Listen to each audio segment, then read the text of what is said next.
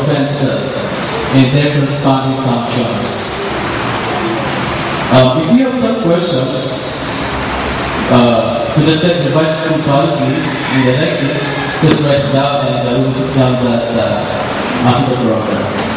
My dear parents or educational institutions shall teach the rights and duties of citizenship. Gusto na kami batiin ng good morning ng mga susunod.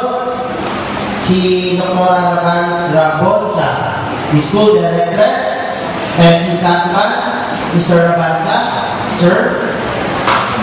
The school principal, siguro sa lahat ng eskwela na ito po isa sa pinakabata. Si Madam de Guzman, Mrs. de Guzman. Pagmukhaan po si hindi naman po siguro si Dr. Abel Pibelo. Okay. Then si Mr.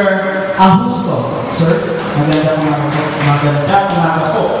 Lalo-lalo na sa mga parents, guardians na dito, si sister. Okay. Diyos mabulos po. So, pwede po ba ako doon sa baba para mas maganda?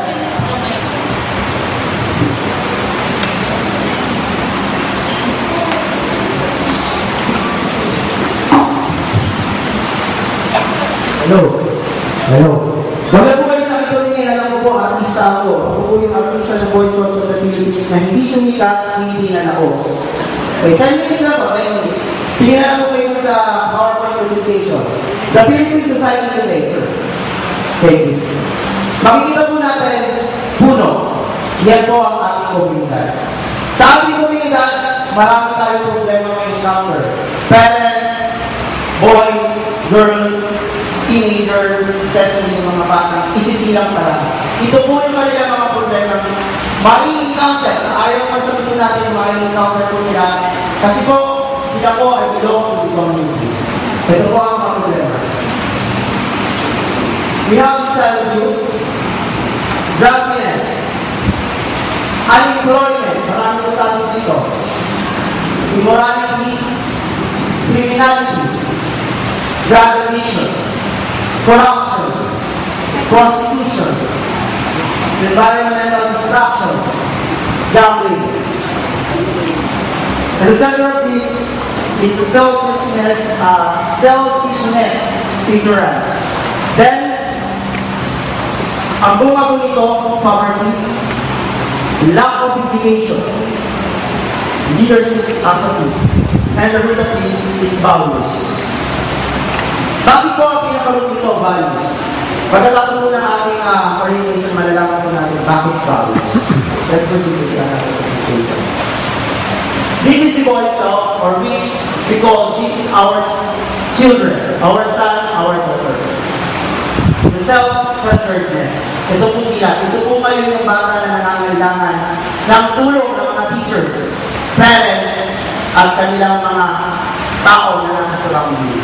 Ngayon po, ang kinakailangan na ng labanan, yung mga nasabi natin problema. Hindi ko na po ilabuli ito masyado kasi 10 minutes na. Okay, next. Kinakailangan nila ng proteksyon. Ano po yung pwede natin na ibigay ng proteksyon? Ito na po ang self-centeredness. Next.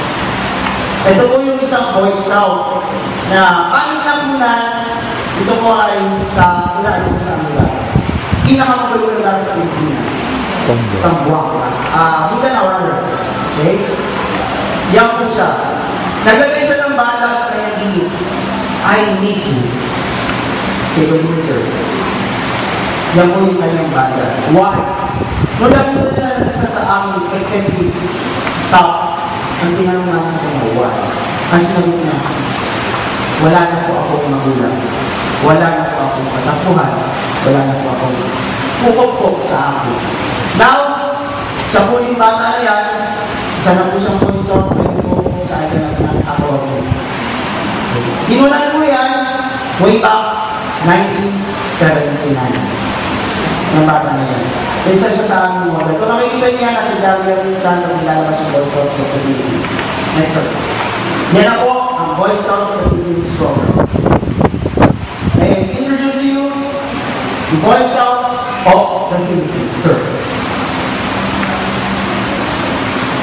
Kailangan tayo ng kabataan. Hindi lang po kami, hindi lang ang teacher. Unang-una sa lahat, sabi nga ni Dr. Celsa, hindi siya natuto basa-basa eskwela. Ang unang nagturo sa kanya ng kabutihang asal, magulang. And the root of the trees, which the trees, puno-puno ng mga kalokohan, puno-puno ng mga kababalaghan. Ang pinakaruto nito is yung tao.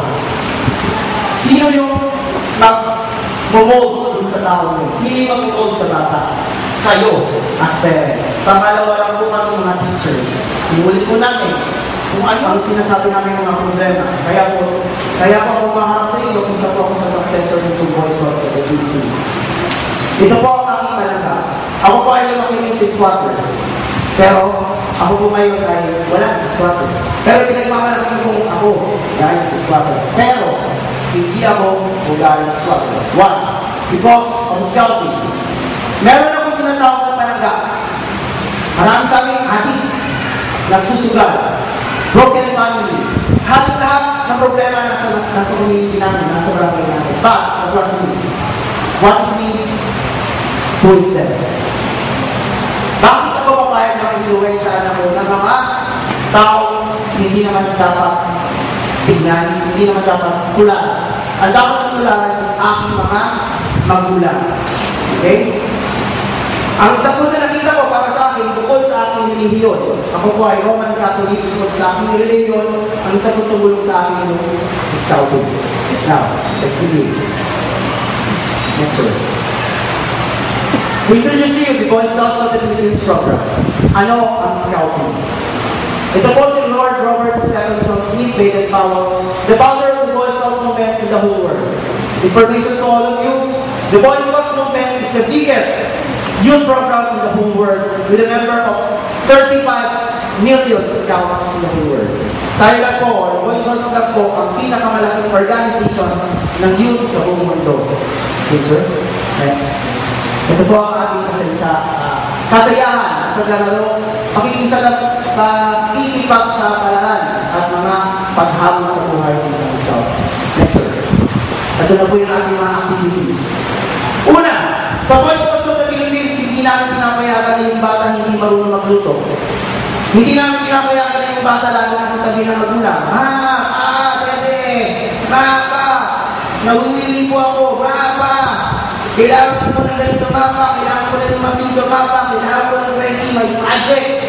Ang Boy Scouts of the Philippines po piniprevent ko rin yun.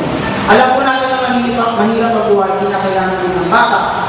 Bukod sa magulang, ang bata mismo mag-ipon sa sarili niya. Okay? So isa po yung sa sinasahin natin. Pangalawa, kaya po naman sinitili yung bata na magkaroon siya ng self-confidence. Unang-una, tayo, hindi tayo habang buhay na tayo, mga magulang. Darating oras, hindi natin alam, nakunod. Mamaya, bukas, or anytime mawala.